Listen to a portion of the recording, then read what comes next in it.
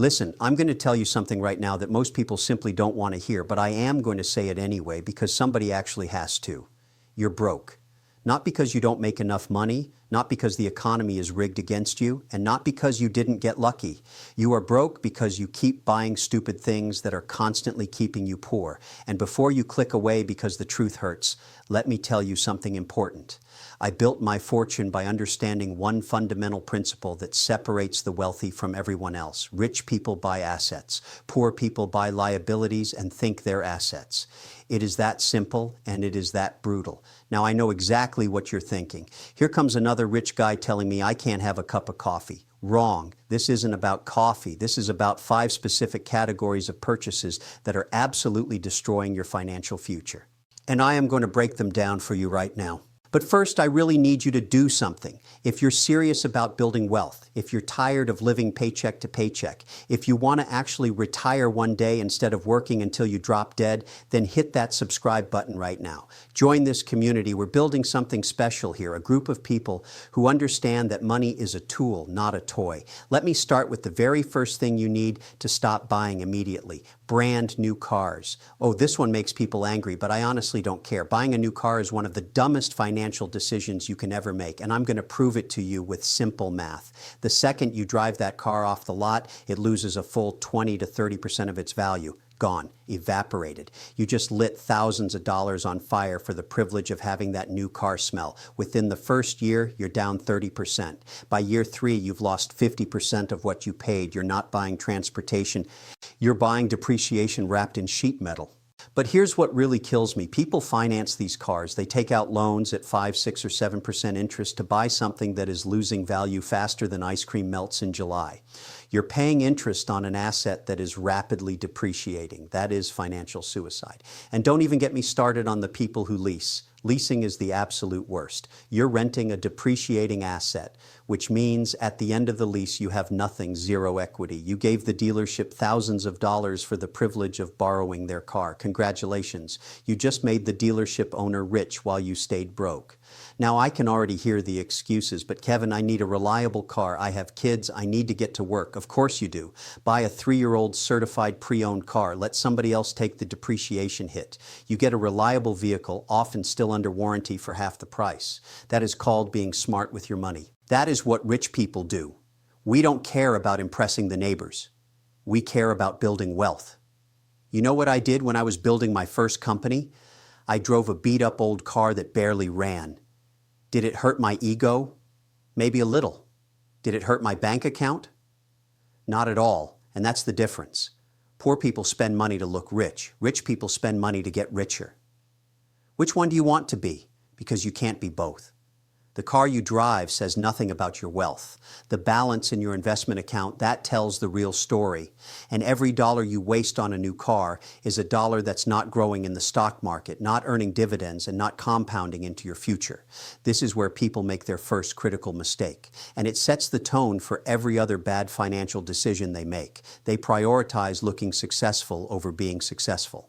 And that brings me to the second thing that's keeping you poor, something that's even more insidious because society tells you it's a smart investment. The second thing you need to stop buying is too much house. Now, this is going to upset a lot of people because we've been fed this lie for generations that your home is your biggest asset. Wrong. Your home is your biggest liability. Let me explain something to you.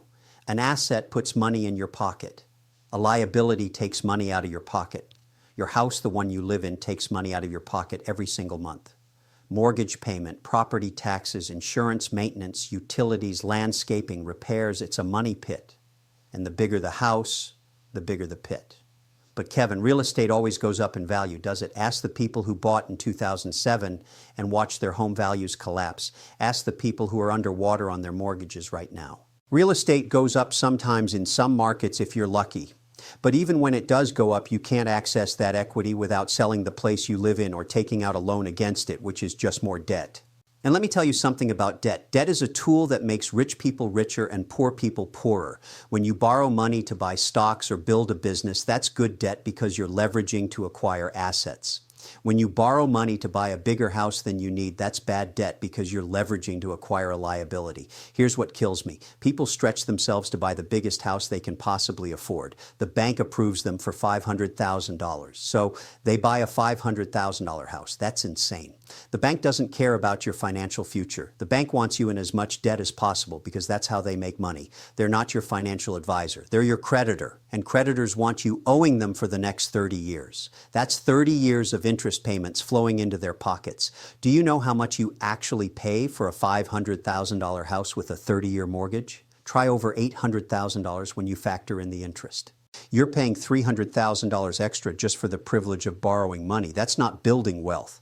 That's transferring wealth from your pocket to the bank's pocket. Now, here is what you should do instead. Buy half the house the bank says you can afford. If they approve you for $500,000, buy a $250,000 house. I don't care if it's smaller. I don't care if it doesn't have the granite countertops and the walk-in closets. Buy the house you need, not the house you want. Then take all that extra money you're saving every month, the money that would have gone to a bigger mortgage, bigger property taxes, bigger utility bills, and invest it. Put it in the stock market, build a portfolio, buy dividend-paying stocks. Let that money work for you instead of working for the bank. This is the secret that wealthy people understand. We live below our means. Warren Buffett, one of the richest men in the world, still lives in the same house he bought decades ago for $31,000. Why? Because he understands that every dollar spent on an unnecessarily big house is a dollar that can't compound in his investment portfolio. That's opportunity cost. An opportunity cost is the silent killer of wealth. The third thing that's keeping you poor, and this one is going to sting, is eating out all the time.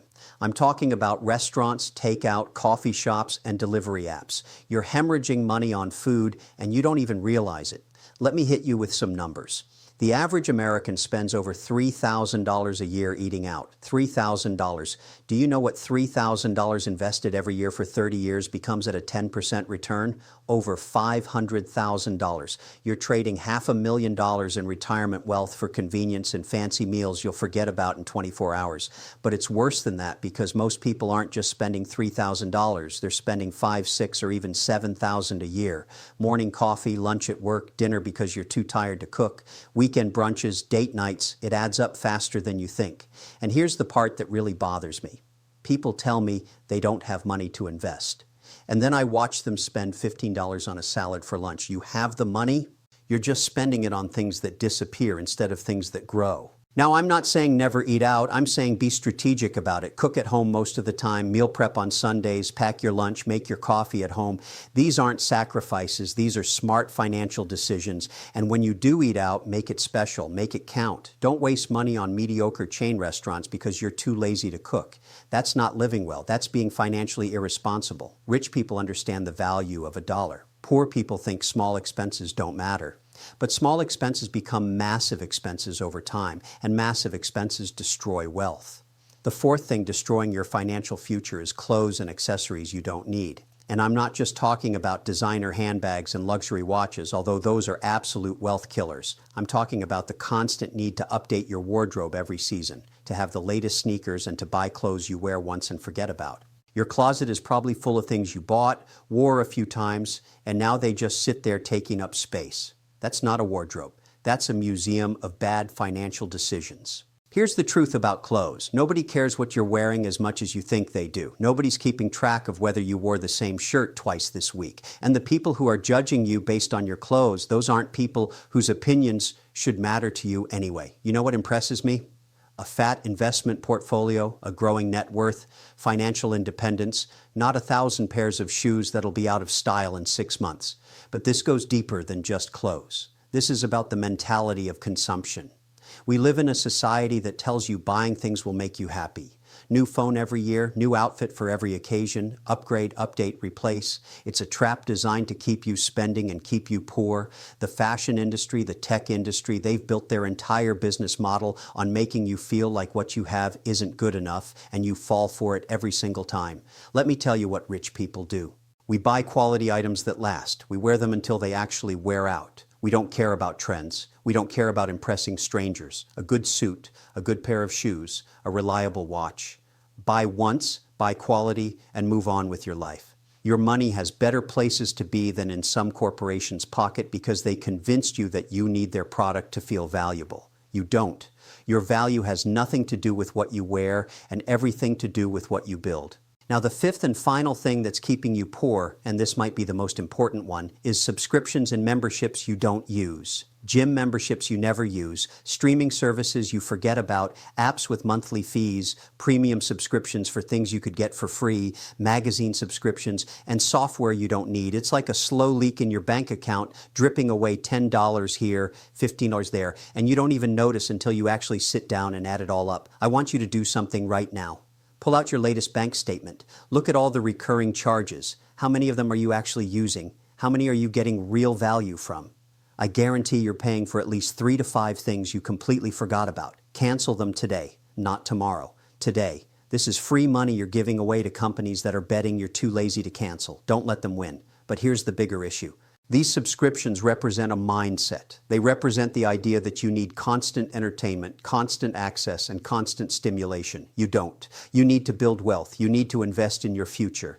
Every dollar going to a subscription service you barely use is a dollar that's not working for you in the market. It's a dollar that's not compounding. It's a dollar that's not building your retirement. And when you're 70 years old and you can't afford to retire, you're going to wish you had canceled that streaming service you watch twice a month. So let me bring this all together for you. Stop buying new cars.